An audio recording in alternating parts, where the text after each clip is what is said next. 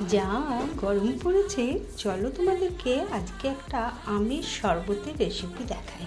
প্রথমে এই যে গাছ থেকে একটা আম ছিঁড়ে নিলাম, আর নিজের গাছের আমের তো স্বাদই আলাদা।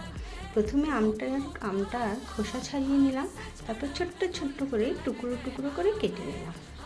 টুকরো টুকরো করে কেটে নিয়ে প্রেশারে এটাকে সিদ্ধ করে রাখবো, তাহলে খুব সুন্দর নরম হয়ে যাবে। এই যে প্রেশারে সিদ্ধ করা হয়ে গেছে, তারপর আমি মিক্সির জারে এগুলোকে দিয়ে তার সঙ্গে একটু পুদিনা পাতা, একটু বিট নুন, চিনি সব দিয়ে ভালো করে এটাকে পিষে নেব। আর ওখানে যেটা কালো কালো দেখছো সেটা হচ্ছে ভাজা মশলা। ওই ভাজা মশলাটা কী করে করতে হয় সেটাও আমি বলে দিচ্ছি।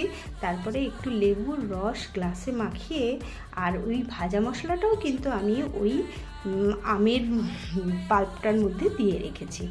দিয়ে তারপরে ভাজা মশলাটা কিছুই নয়, ওই যে জিরে ধনে তারপরে একটু শুকনো লঙ্কা ভেজে গুঁড়িয়ে নেওয়া, ব্যাস এইটুকুই।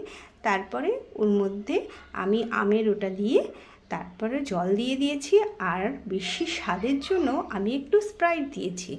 তোমরা স্প্রাইট দিতেও পারো, নাও পারো।